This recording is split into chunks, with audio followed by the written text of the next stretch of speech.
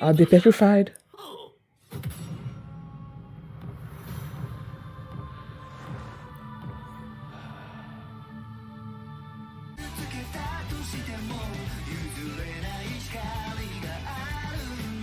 Hi everyone, I'm going to react to Dr. Stone Season 3, Episode 7, Ray of Despair, Ray of Hope. Okay. Last episode, there's this new character that showed up on the boat, on the ship, on Perseus, and he was part of the Treasure Island. He used to live on the Treasure Island, but then a woman dropped him off at the village where he was raised there, and now he's going back, and just his assistant just basically tells everyone that there are people living there, which I'm assuming are the people that show up in the intro. We just don't know if the white man is from there or whoever these people are. What are their intentions? Are they good people, bad people? We don't know. But hopefully this episode is gonna give us more answers on that. So before we get into this episode, if you guys are my reaction, please give it a thumbs up, subscribe, and please consider supporting my Patreon at patreon.com/me. And now let's start this episode, and here we go.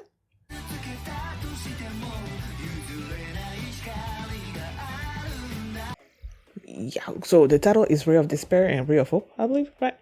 Despair being clearly the beam, and the master, whoever that is, I feel like I know who it is. Just based on the intro, it's probably the old dude, between the one that sort of like has a weapon and somebody else. I don't know, but there's like an old dude there in the intro. I'm guessing he's the master and he's the one behind the petrification stuff happening. And then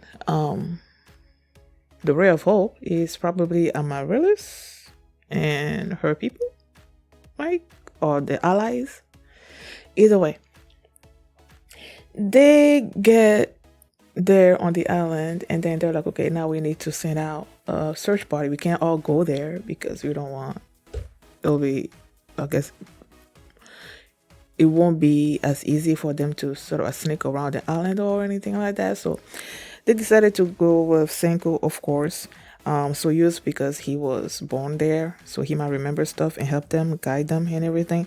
And then you have Kohaku, which defense and vision. And then you have Gen, of course, because he's gonna be needed for in order to convince people to join with their cause and stuff like that, get them out of trouble. And okay, before they were about to leave the island, right? And then Suika was like somewhere over there when she heard about going to explore. She was about getting ready to get off the boat, but Ryusui noticed she was there, and then he stopped her and everything until the others left. And when I saw Suika there, I'm like, I didn't remember her getting on the ship or being part of the people that were chosen to be on the ship. I feel like the last time I saw her was on the beach with the other people, but then now she's on the boat, and I'm like, okay, did I miss something? Was she actually called to be on the boat or something? Clearly she wasn't. She snuck onto the boat because she wanted to be part of the expedition, and she wanted to be useful and everything, but because this was a dangerous journey and all of that, Ryusui was not happy with her being on the boat, and he basically scolded her. And then while he was walking away, Francois basically explained why Ryusui was so harsh to Suika and everything. She understood it, of course. And then Taiju just straight up, don't worry, we're gonna find something for you to do. Let's clean up the ship because there's been, they went through a storm, so everything is dirty and all of that. And then Ginro, of course, did not want to do all of that. And then when Ukyo, as they were making their way into shore, Ukyo register something on the sonar, on the radar and everything. And then I'm like, okay, what did you see? And then he wanted someone to go down to the ocean floor. I'm like, okay, is it that, I guess the ocean floor wasn't that far away from the top? Because Giro was able to swim all the way down there. And, when he saw the people petrified, I'm like, okay, why would that be? I just thought it was normal. you know, because we've been dealing with petrified people ever since this show started. So I'm like, okay, people are petrified down there in the ocean floor. I'm like, okay, just normal. I'm thinking there's something else that's around there that's causing all of this. That the whole like there's something else that made Ukyo send Ginro down there, But it turns out that it was the petrified people, and the reason why he was so upset was that these people were not petrified at the same time as everybody on Earth, like the original petrification being when it happened and everything. These people were petrified way after that. So I'm like, oh, so that means the white man, whoever is behind the petrification beam, either that or someone found, I guess the recipe, I guess, for making the petrification beam. I don't know. I'm trying to see what would be the reason for someone to petrify the whole of Earth. And if the what you would think, I mean, it's been 2,000 however many years, right? Or 3,000. Either it's thousands of years before Senku woke up. I can't imagine the person that petrified the whole world to still be alive at this time. But if the person already had an antidote for it prepared already and put things in such a place, because in Senku's case, he was the acid kept dropping on him, I think, until he woke up, right? So if the person that actually petrified the whole world already had the nitric acid ready and, gave himself some time in order to wake up sometime in the future so that they can be master of the world or whatever, they could do that, petrify themselves and the whole world, wake themselves up sometime later, and then basically become the ruler of the whole world, decide who they want to wake up, where they want to rule, all of that. So in case that person, the original person, is still alive, then he or she, I'm guessing he, is probably the one that is still petrifying these people right here.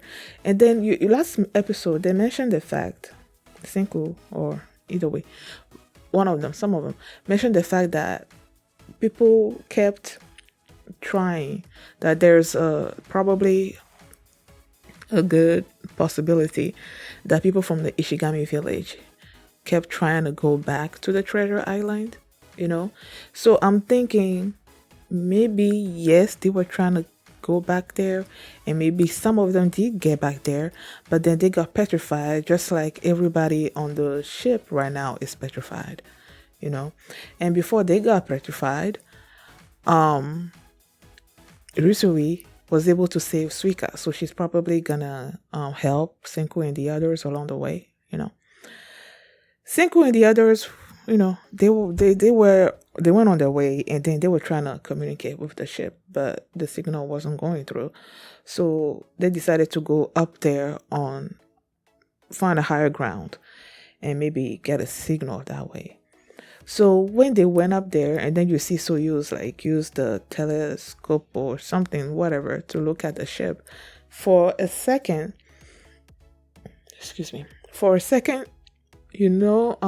Ryusui was like, someone is watching us. Before they actually got petrified, he said someone is watching us. So I was thinking maybe with Soyuz using the thing, maybe that's the glint that he noticed, and then he's like, okay, someone is watching us. But since Soyuz looking through that, and then he realized that everybody there was petrified, then clearly that wasn't him.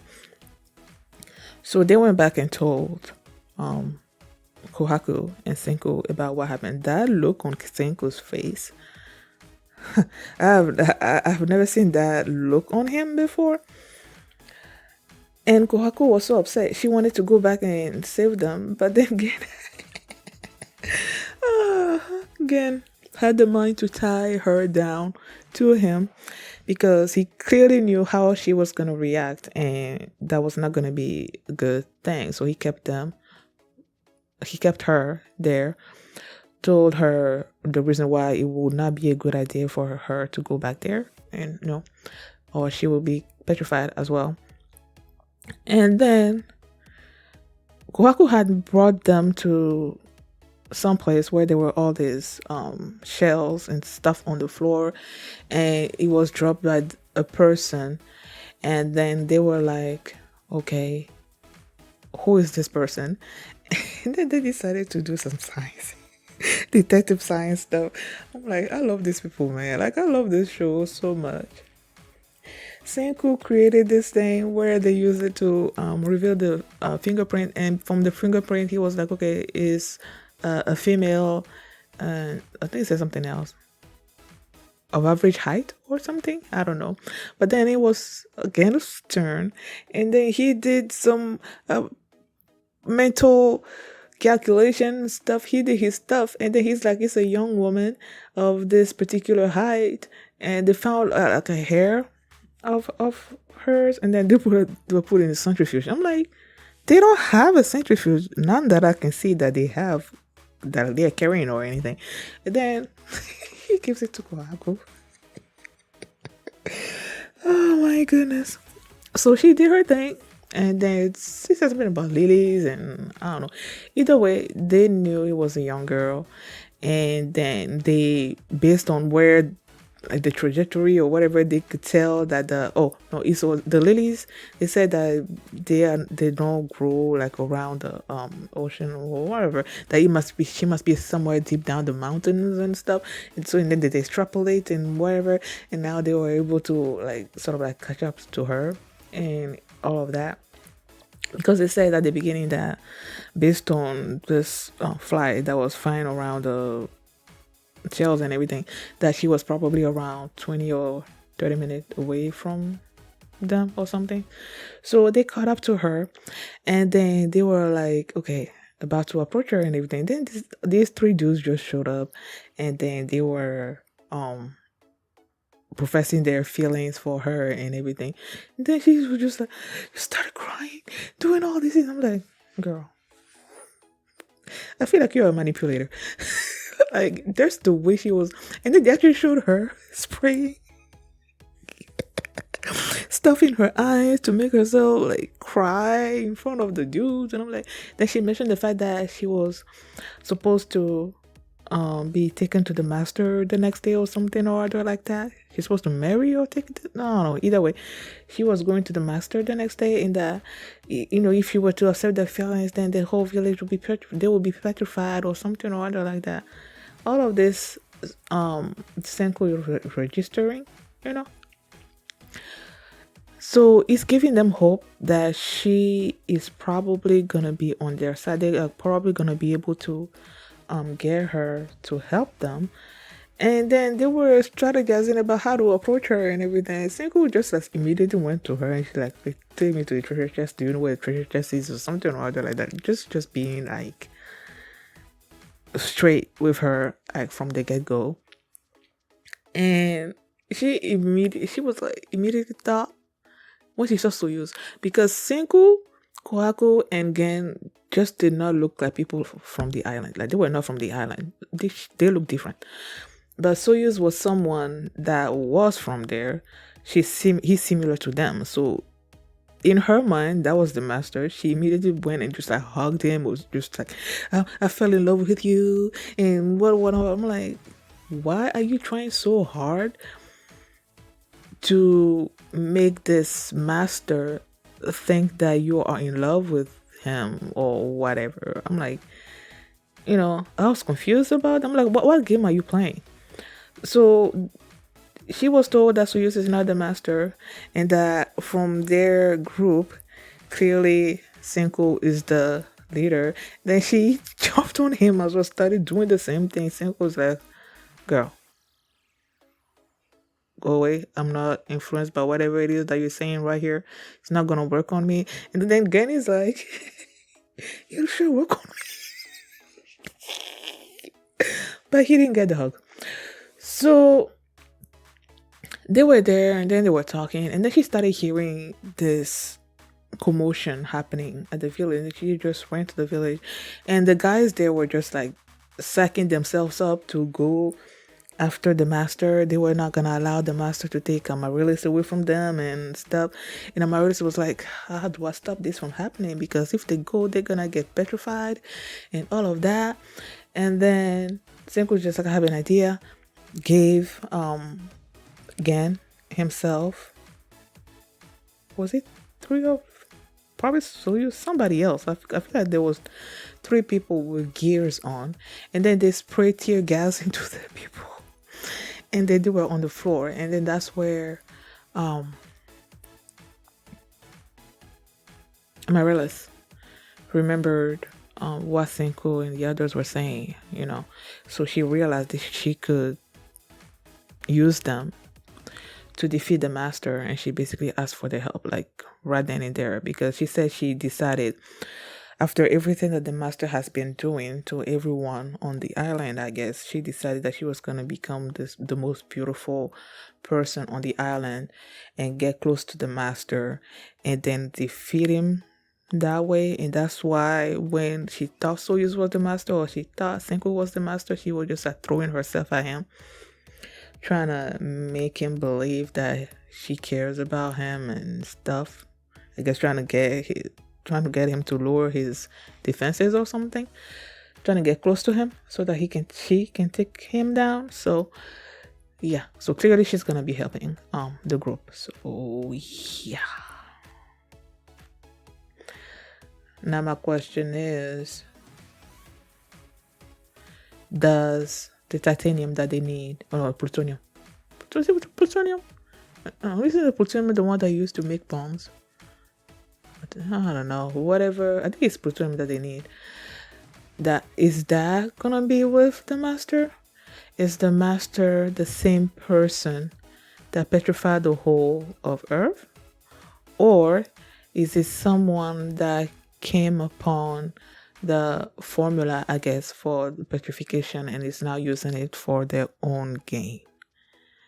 That's where my mind is currently. So I love this show, man. I love it. Thank you guys for watching. And if you like this reaction, please give it a thumbs up. Please subscribe. And if you want to see my reactions to the next episode, you can do so by checking out my Patreon at patreon.com/feelingme. And you can also see the folder for this reaction there as well. So thanks for watching, and I will see you next time. Bye.